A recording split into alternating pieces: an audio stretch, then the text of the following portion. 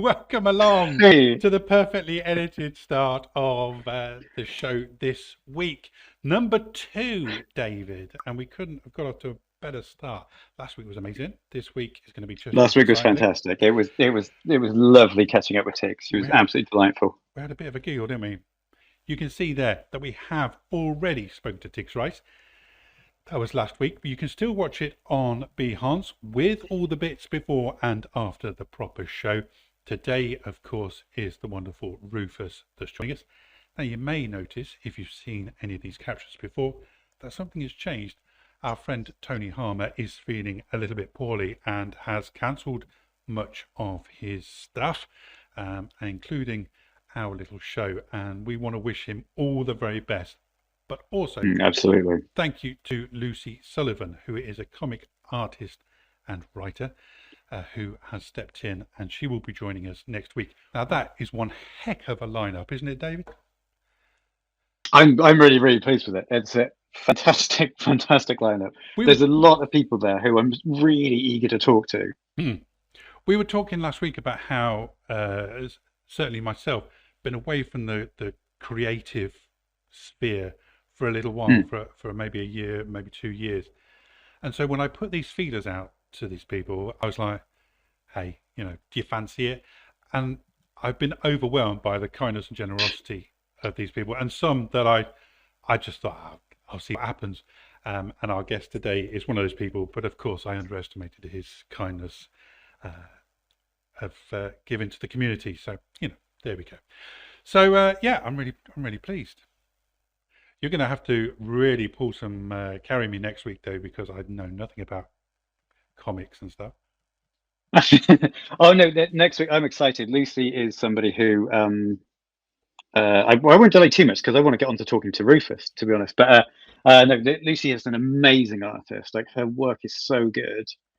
Gareth, But anyway, I feel kind of weird talking about like next week's guest when we've got when we've Adobe's got rock star. yeah, yeah, we should perhaps do that. We should perhaps talk to our special guest. Let's meet today's special guest. As David has already said, he is an Adobe rock star, although I think probably he's tutting as we say that. But to people within the creative industry that, like myself, are an Adobe fanboy, he really is up there. Let's meet today's very special guest. It's Rufus Deuchler. All Hey. right. Hello, everyone, and welcome to the show. What's what? All the what's whaters out there. What? You have to. I think you have to do it in a British accent. What? Everybody. What? Yeah. It's so good to see you. We'll workshop the name. I did do my A levels in the UK, so down in Somerset in Wellington. It was called Wellington School. That's where I did my A levels. Yeah, I did 5 A levels. So not only did you do A levels, which I didn't aspire to, but you also did it in a second language. Yep, I remember going to Norwich to learn English a few months before I started in Wellington. I did a crash course in English, and then then a new life started in Somerset. I did my A levels there. What was it, like 2-3 years? I don't remember. Yeah, A levels would be 2 years, won't we? Yeah, and the one thing I really remember is my art teacher there. Like I wanted to become an artist. I wanted to do design. I wanted to do nice things, and I'm slightly colorblind. And all my teachers throughout my growing up, they were telling me, Rufus, give up. I mean, you will never ever be a graphic designer. Do something else. And of course, I didn't stop. and then I remember my mother bought some drawings that I did or designs to a newly opened school in Switzerland. It's actually the Art Center College of Design from Pasadena in Los Angeles that opened a campus in Switzerland for 10 years, and they accepted me, and that's where I started my career as a graphic designer. And just coming back to that comment from that teacher that told me I could not do it, I went to my color theory teacher at the Art Center, and I told him, Freddie, his name was Freddie, we're going to have a problem because, color theory, this is a class that I will surely fail. And the day after, he came back with one of those color wheels, the ones that you turn around, and and he said, Rufus, not a problem at all. If you can't see the colors, you will make them mathematically. And that completely changed my my perception of colors and how I grew up as a designer, really. That's very interesting, because that by learning mathematics, my color theory is not great, but I know that I should have the color wheel embedded in my head. You obviously did that as part of your training, right? Yeah, and there's some other benefits of being colorblind. For example, you see more depth in tones and values that normal people don't have. So that helped me a lot. And then I found out later on that color blindness is actually very diffused in the graphic design industry. But everybody's scared about talking about it, or and then in the end you use the colors that and my favorite color was always Pantone 021. You can go look that up. And blues and things like that. So yeah, that's how I started in my graphic design career. And then the school actually hired me right when I graduated. They hired me to become the designer for the school, so make all the publications, pamphlets, yearbooks, and things like that, which was great because I never had to look for a job. So I had a job right away. But after a year, I got so bored with computers that I said, okay, I want to do some painting. And that's when I moved to Florence. And I think that was in 1992. And I did a painting class there. But then, of course, after a little while, I had to earn some money. And so I went back to graphic design, and it turned out that I was able to, to work in a couple of agencies and then create my own. And then I was called in 2007 by Adobe because I was super excited about a new application they had back then. Actually, in 2002, that they came out with InDesign 2.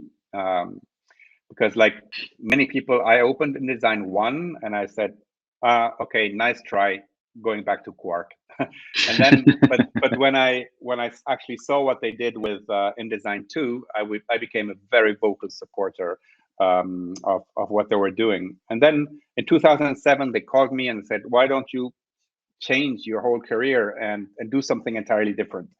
And I accepted. And I closed my design business and became one of the few evangelists at the time in a really great team, together with Greg Ruiz and Jason Levine and Carl Soule.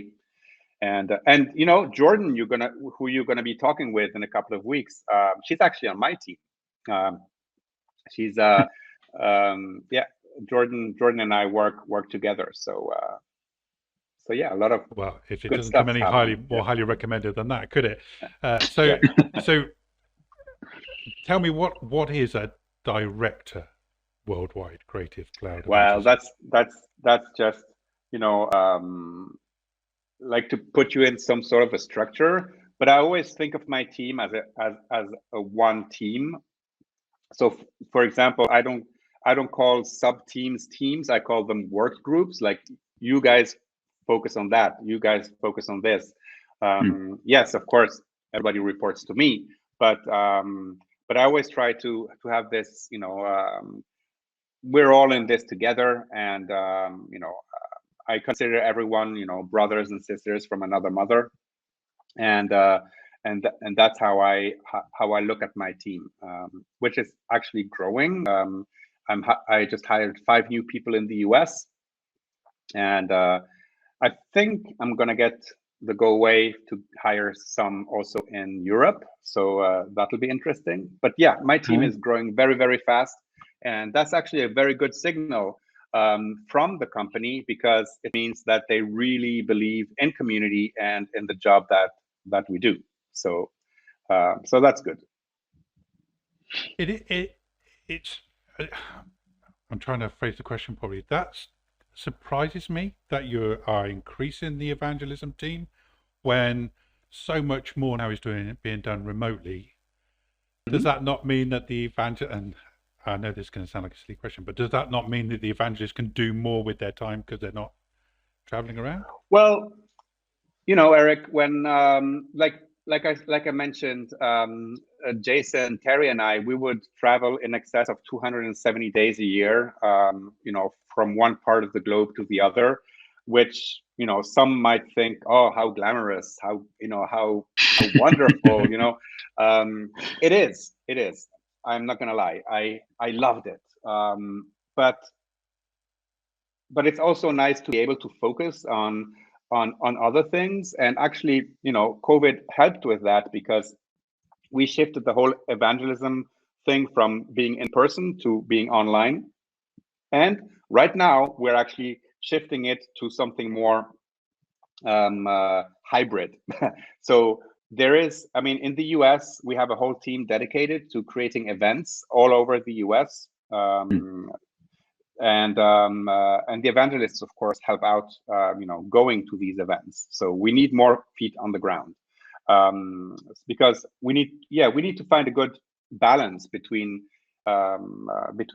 events where we can meet with the community in person, and of course also engage with the community online.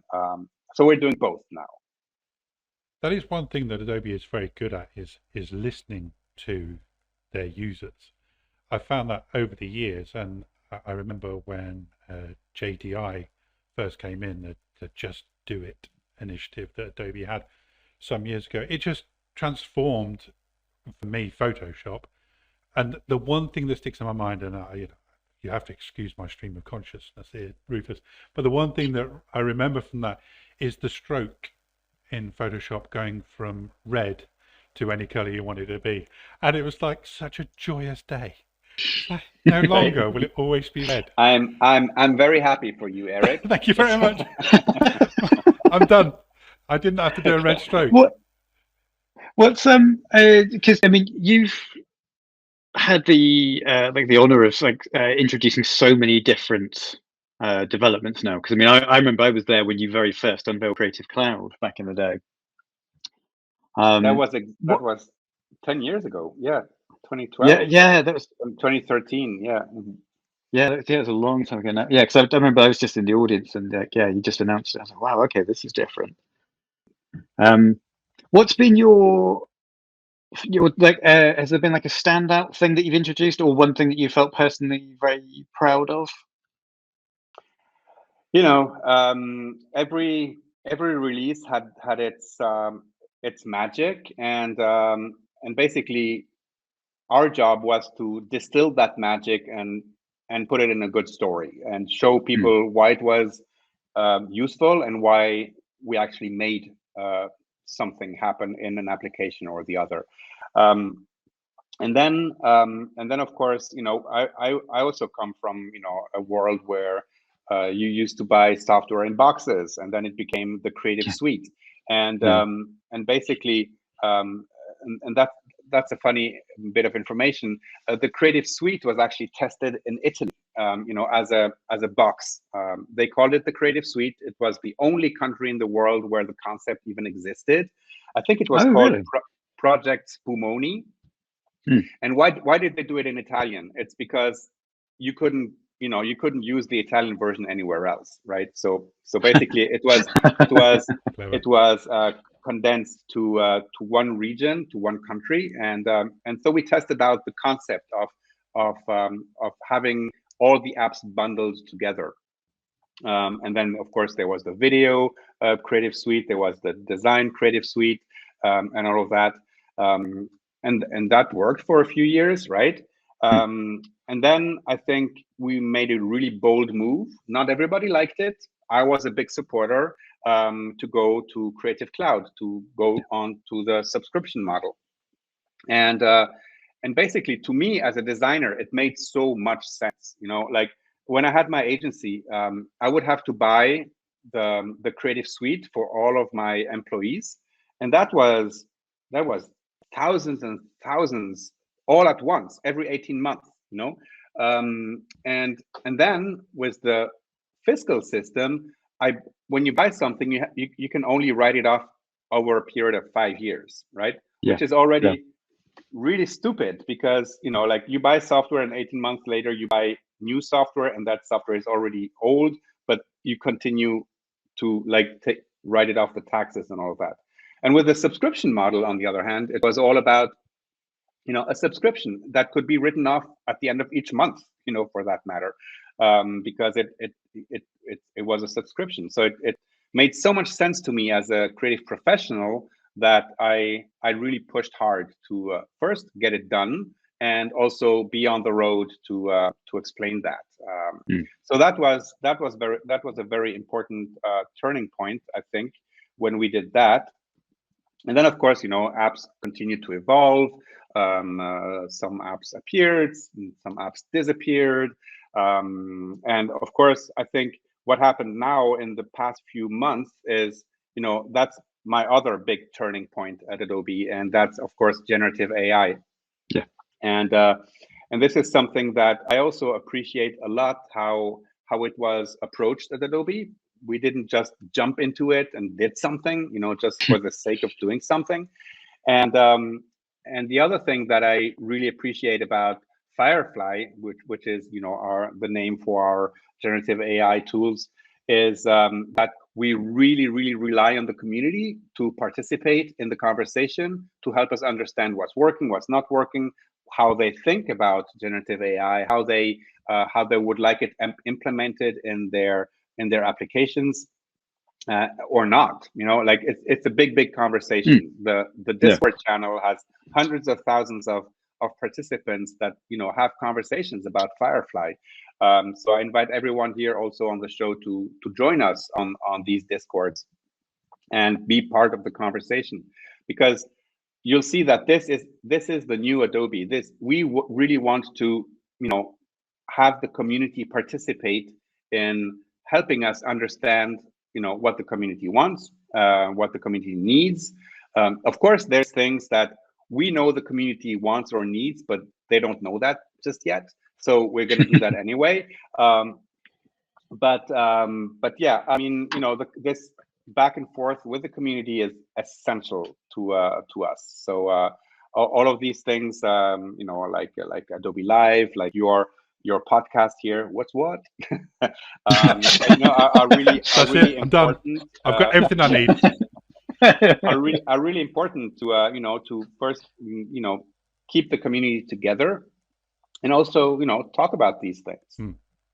I agree, and it's a thread that goes all the way through, I think, throughout the years.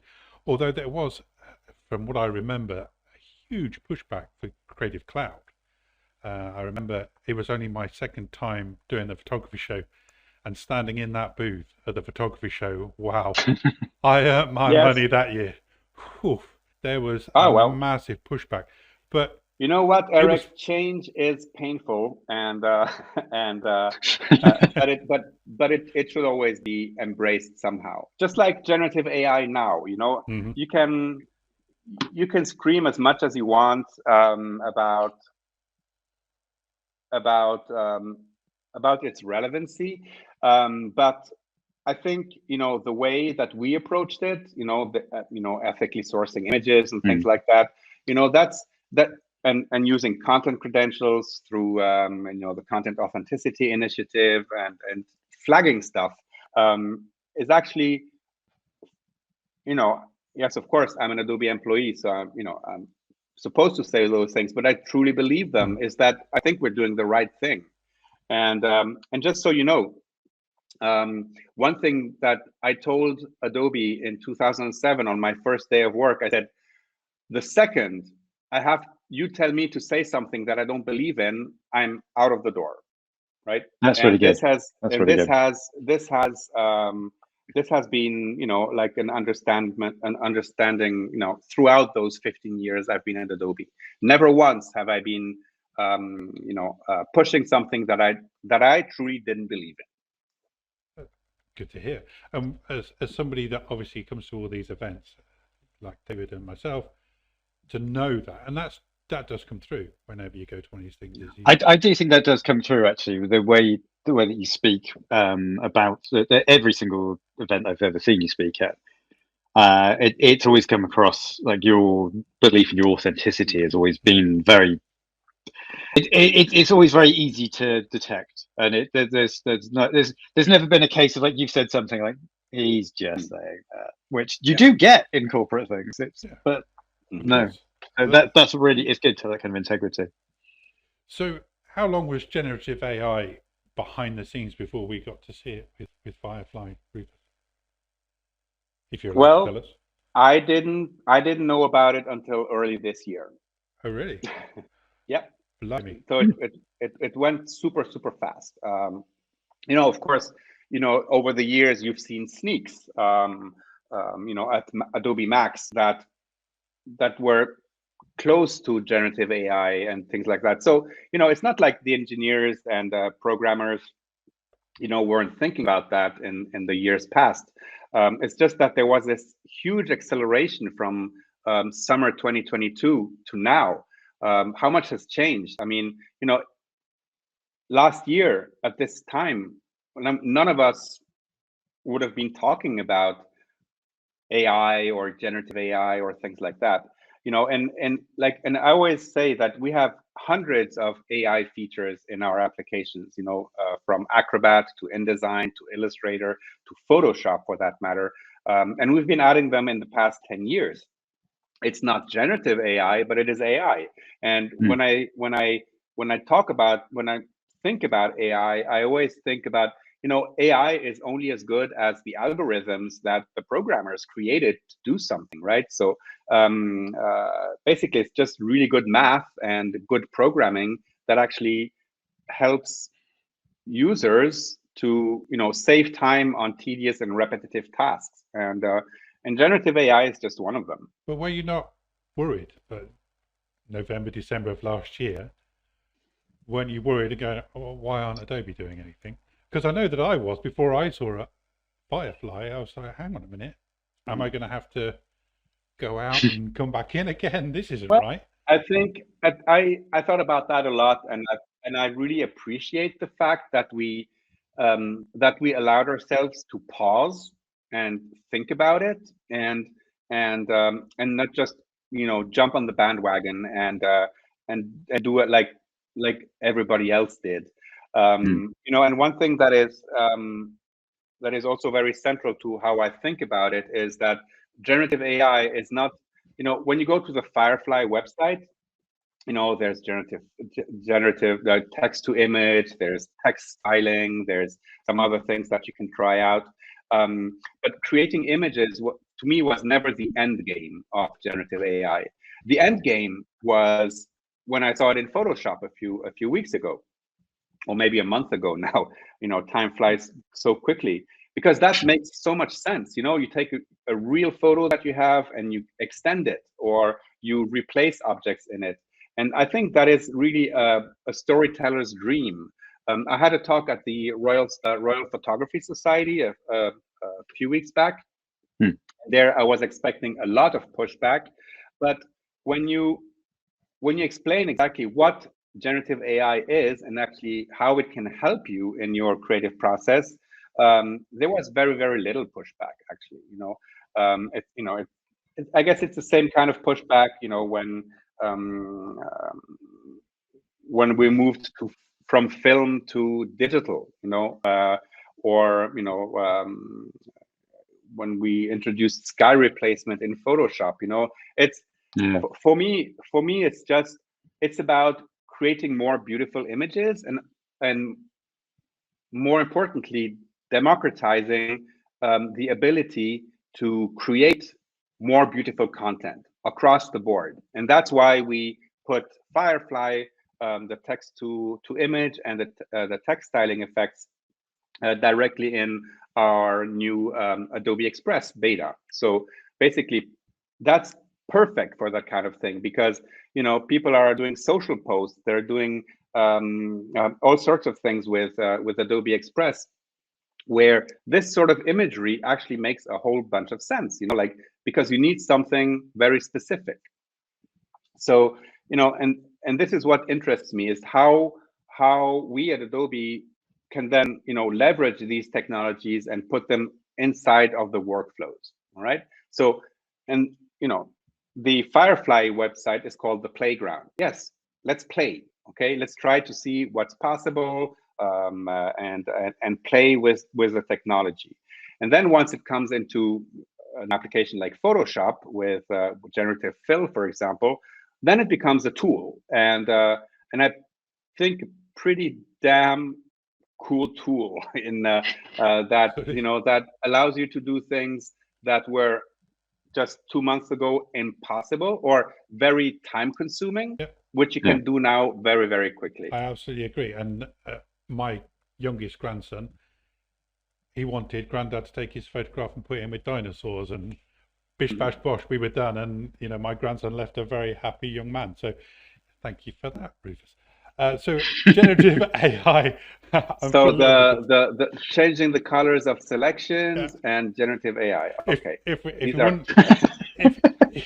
If you wouldn't mind asking me next time, there's going to be an update. I'll let you know what my family need. So generative AI and AI is getting a lot of good feedback in the chat, just so you know. Not really anything negative to be said in there, which is good. Sean made a good point that last year was NFTs were sort of all what everybody was talking about, and now you NFTs. I'm making NFTs. You talked about Adobe Express. So if our viewers, if the Wotters have not tried Adobe Express, if you go to the beta.adobeexpress, am I right? No, it's new. Adobe. Yes. Pardon me. Adobe, let me just check. Right now, all the features are available. So even the premium stuff is all available while it's still in beta. So it's well worth going and checking out. And the Firefly stuff, as Rufus said, is embedded in it. It's great. If you need to know more about how to use it, then obviously Jan Gabidi we've already talked about. Thank you, Sean. He's just shared the link. It is new.adobeexpress.com. Jan has shared stuff on Firefly, but also if you go to tipsquirrel.com, that's tipsquirrel.com, you'll find my favorite features, and one of them is the generative AI stuff.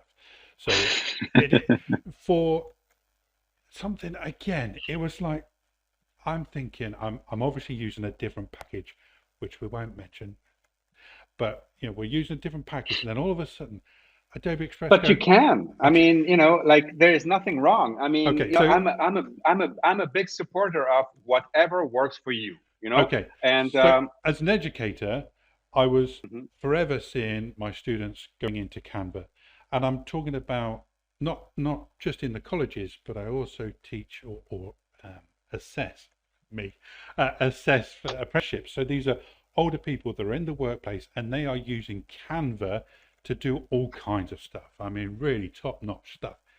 And all the time I'm sitting there thinking, this is eating me up, because this is so wrong. Exactly. What's going on? And I just go, well, why don't you use Spark? Well, it's just, and it felt wrong. But now, again, as somebody said in the comments a little while ago, sit back and look at the landscape and then join in. That's what Adobe have done here with Adobe Express. And I was fortunate to be in the beta process and seeing it develop. And again, it was feedback from the users going backwards and forwards.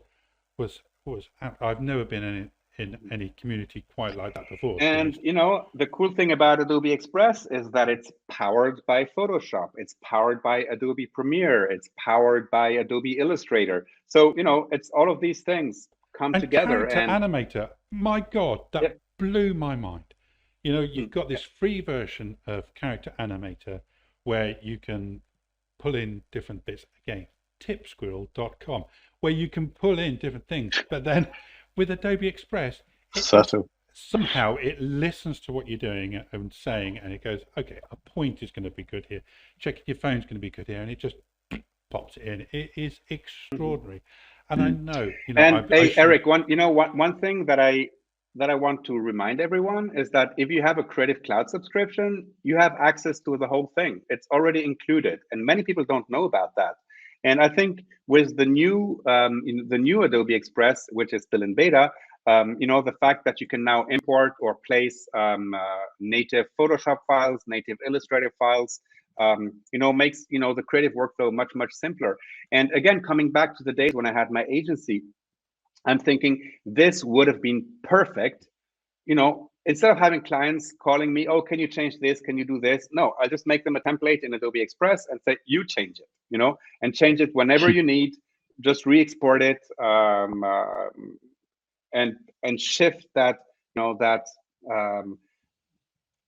that piece of work that that was just making me lose time directly to the customer, so they can do it themselves. And there's a whole bunch of tools for creating brands, so that all the colors are always on brand, using the right logos and fonts and whatnot to always create social posts or whatever collateral in using the right assets always. Sandrine has quite rightly pointed out that the video and animation in Express Beta are excellent too. I was going to say that one of the things, because you made an interesting point there, Rufus, but there's so many things that people don't realize. I didn't realize for a long time with Adobe Express. It was only watching one of Sean Kozel's streams when he mentioned the scheduler, and then that was an eye-opener to me, just suddenly thinking I've got something that takes so much of the pain out of social media posts to just schedule, just go, it's at this time, it's going to send it to, apart from Instagram. The trouble is that I used the scheduler at Max London a few weeks ago. I put a whole bunch of posts in it, and then I forgot about it. And then suddenly I looked at my Twitter feed and said, oh, I didn't post that. What's that? Like, what?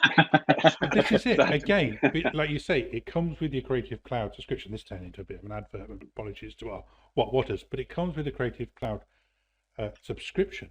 So you don't need your Hootsuites or your Social Pilots or whatever it is. That's in there as well. It's not quite as dynamic perhaps as your Hootsuite right now, but as we say all the time, it's getting bigger and better. It's absolutely incredible. So David asked if Adobe Express also works with smart objects, and I can categorically say yes, it does. But what it does, if I'm not mistaken, it opens it up, doesn't it? It brings everything out of the smart object layers, and actually put it into layers. Yeah. Cool. Sean said thanks for the mention. We really should have done that earlier. Sean does a lot of live stuff here on Behance, so well worth giving him a look. And I think, is it daily, Sean, that you're doing that? It is. I know it's quite formidable, your schedule, but it's very good, worth a watch. David Ash mentioned earlier on that he was sad to see the back of Muse.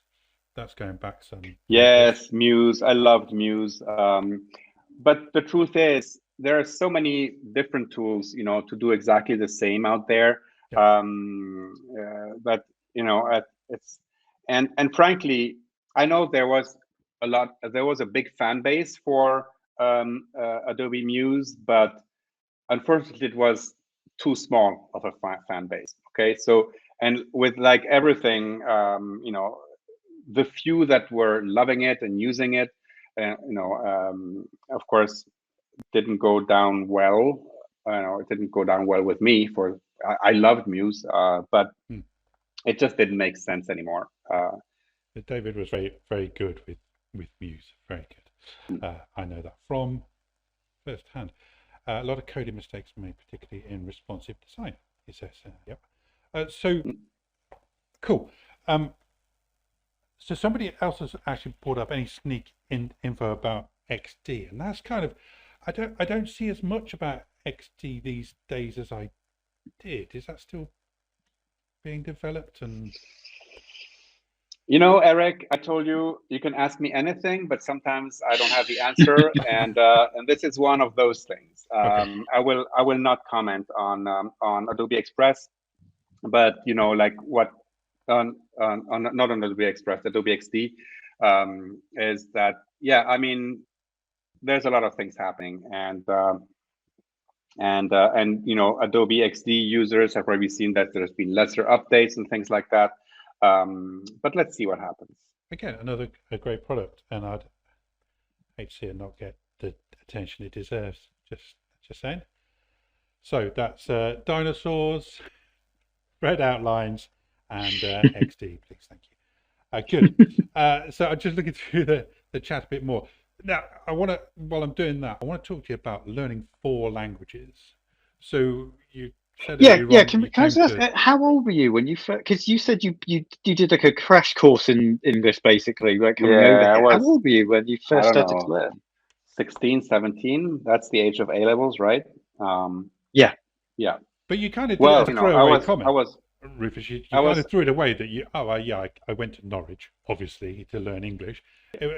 But what are the circumstances that bring you to Norwich, a beautiful place, but I don't of know all the because places? I don't know. I think it was a Bell School or something like that. I don't know if they still exist. And they had, a crash course in English. Okay. That's where I learned about the nuances about look out or watch out or, going to the city, which means going to London or going to town, Yeah. or things like that. Steady. So and Norwich is also the what's her name from the Eurythmics. That's her town, right? Yeah, I take your word for that.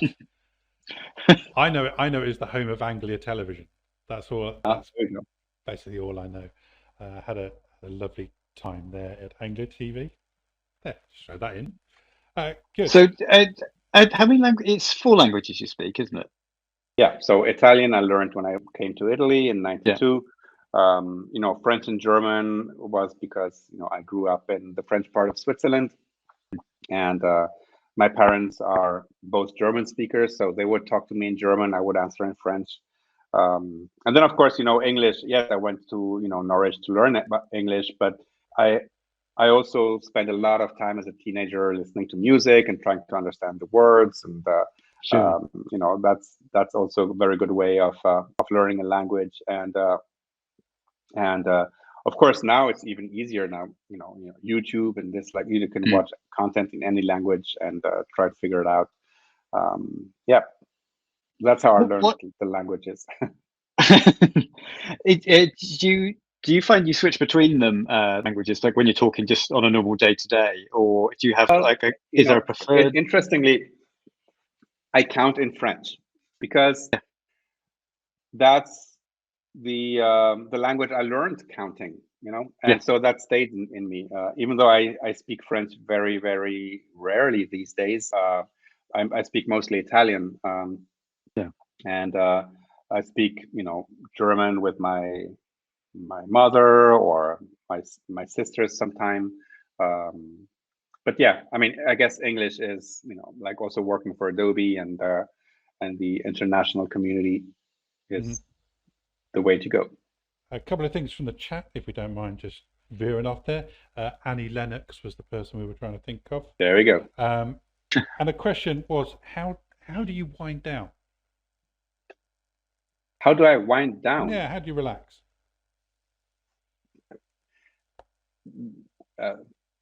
What? Sorry. It's a simple English phrase, Rufus, for heaven's sake. No, I know. So Well, you've got to switch off. Let's put it this way.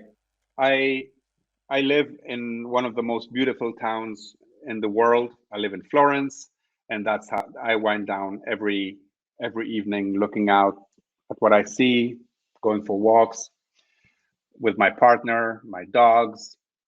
Are you still doing the painting? Because I knew you picked it up again recently. No, I'm not doing that. No, but I guess it's like riding the bicycle.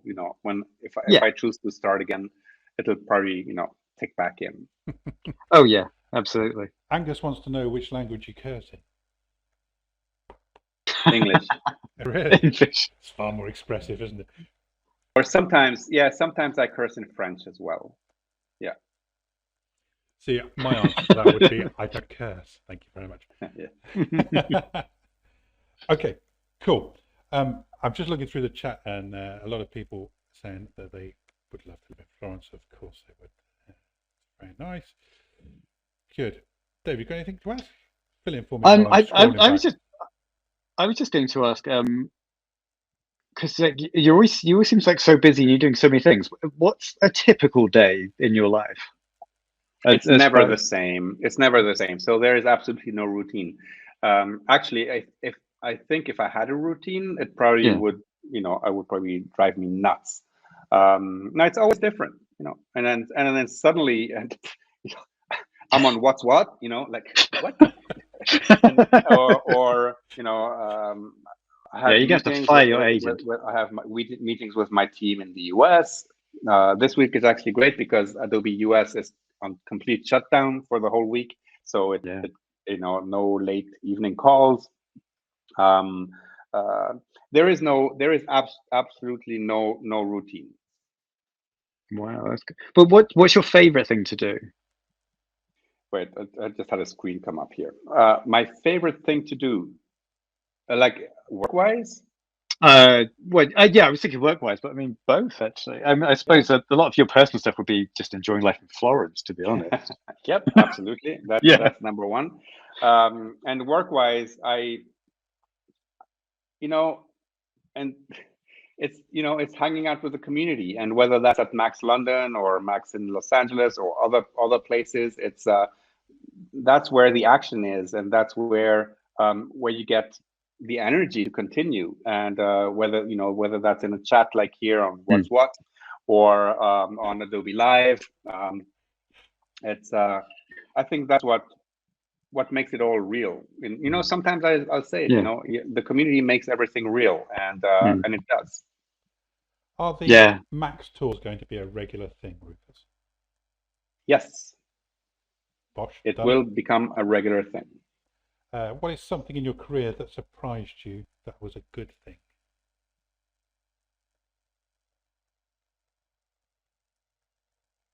Ooh. When Adobe called me in 2007 and said, "Hey, do you want to try something new?" And I remember. Sorry, go on. I remember the day when I signed the contract. I was like, hopping around on the balcony and doing the happy dance. Yeah. So leads nicely into a question that I had, which was the Founders Award, which you received last year. That's got to be there we go. That's got to be a career highlight, right? It is. But it's not so much getting the Founders Award. It's knowing that people in the company actually submitted my name and wrote about why I should get it. And that's what that's what makes the Founders Award, is that people trust me and they believed in me, and ultimately, they help me, I help them, and that's kind of a cool legacy to have in a company. That's the Founders Award was definitely a highlight. Where were you, and how did you find out? Oh, I was probably sitting right here. No, actually, I was sitting. We weren't living here then. I was probably up in the hills. But yeah, I mean, suddenly you get the news and you think, wow, how is that even possible? And then and then you have to think about everybody who made it possible, and not forget even one, and cool. Say thank you. Oh, that's pressure. Yeah. Yes. I cannot say. I get really. I'm fine doing lots of things live, but if somebody asks me to start to think a list, I then panic because I know I'm going to forget somebody, and it's going to be somebody who actually genuinely has made a big difference, and I completely skip them. The next time that you step up, Rufus, and you have to make a speech, we will be listening. Well, if it wasn't for What Live. That's the whole point. This is the leg up you needed, mate. Thou shalt listen. Yeah. Yeah, I mean, definitely. You owe everything to us. Now, somehow. A few years ago, I remember Adobe coming and doing a big splash, and I remember this quite well because Terry White was part of it, and they came to Birmingham, but I don't remember any other time that Adobe have come away from London and visited the regions. Is there a particular reason for that? Do you find that there's more creatives in London, or? All right. We need more feet on the ground, and that's what I'm doing. So you need somebody sort of middle of the country, is what you're saying? Sort of the middle of the No, UK. I need more people so that we can cover more ground. That would be great. Nothing wrong with Birmingham. And whilst no, absolutely, and it was great because they took over the cinema complex, and you could go from room to room, and it was brilliant. That's how we used to do it back Manchester then. has also been cited as somewhere good. David Asher suggested Grantham. Grantham or Newark, somewhere around there would be nice, Rufus. Would you give you a list of places that people want events? So you might be able to guess my location there, Rufus. Also, and probably the most serious question that we've come up with. So you know that I go to a lot of these events, and I very much enjoy them. But one of the things that I don't enjoy, Rufus, I'll just put it out there, is that it's always, can I have a beer, please? Here's a lager. That's not beer. Why is it always lager? Why can't I have a nice pint of beer when I go to one of these things? Oh, there we go. Just saying. Okay. Anyway, okay. Somewhere in Scotland might be good with beer. That's that's community speaking, Rufus. Yeah. So next time, Eric, bring your own beer. That's the best answer I could have got. Yeah, don't look a gift horse in the mouth. No, that's right. That's right. Yeah. I do all right. I do all right at these free things. I've got to admit, I don't go thirsty. Let's say that.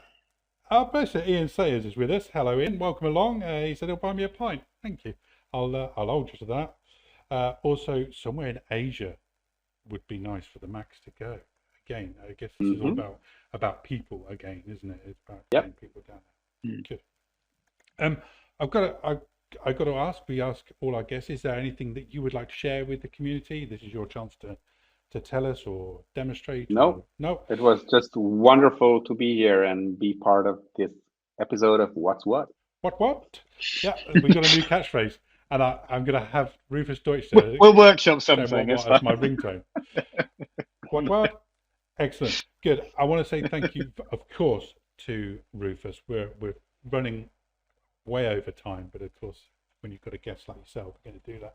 But to all your listeners, of course, you can find me all over the place. Thankfully, I hated my parents for the name they gave me when I was a child, because Rufus was really, really hard as a child. But now I enjoy the benefits of it, because there is only one. You're easy to search. Yeah, exactly. I know that over the last. Oh yeah, so here's my Instagram and my Behance, but I'm also on Twitter, Facebook, of course. So everywhere, you guys can find me. Everywhere that's important. Lovely. I just wanted to interrupt because I just saw a comment that from Alessandra that said she loves the background. That said, "Thank you. This is this is fruits of my labor."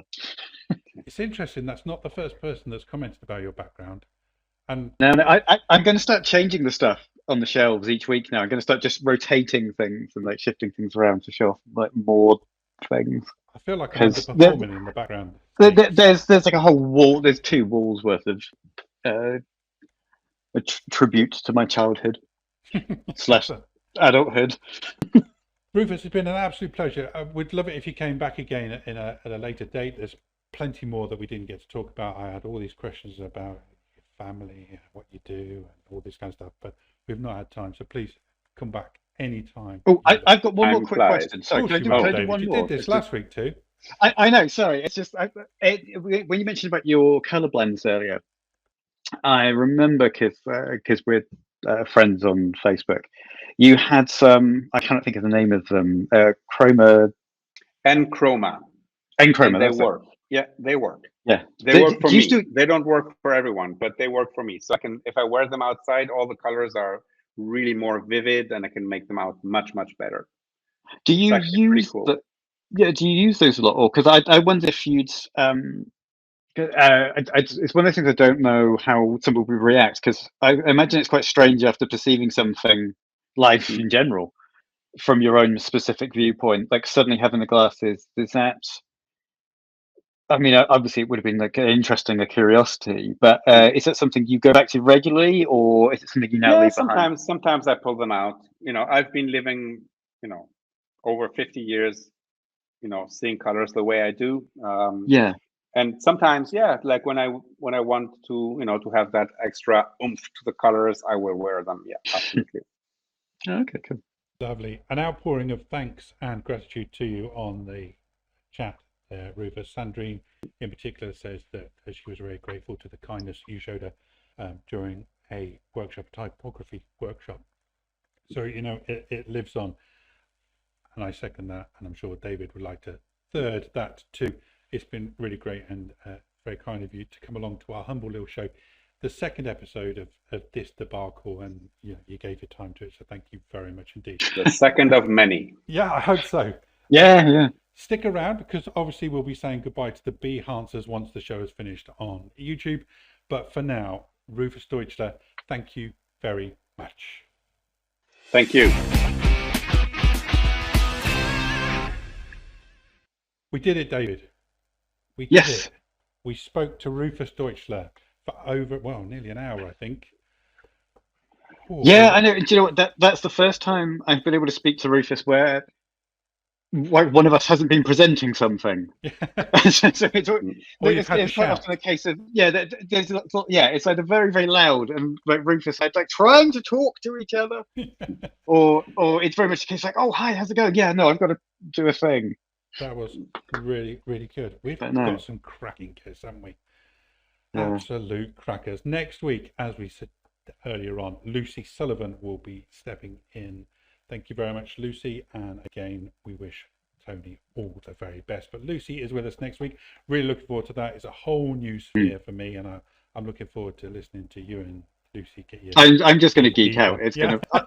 I'm going to warn you now. It's going to be a lot of me fawning because I love her artwork. That's fine by me. I will have a line of tea, and I will sip my tea as you geek out with Lucy.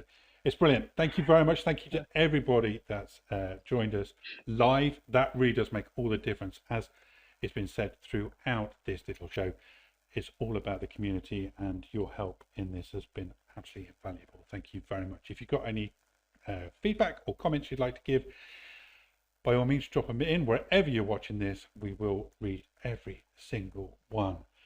For the YouTubers though, that's it. That's the end of the show. David, there's only one thing to say. Ready? See you next. Yeah, okay. Ready? Let's do it. Let's try and get this done. Ready? See you next Tuesday. That's terrible. That was cheesy, wasn't it?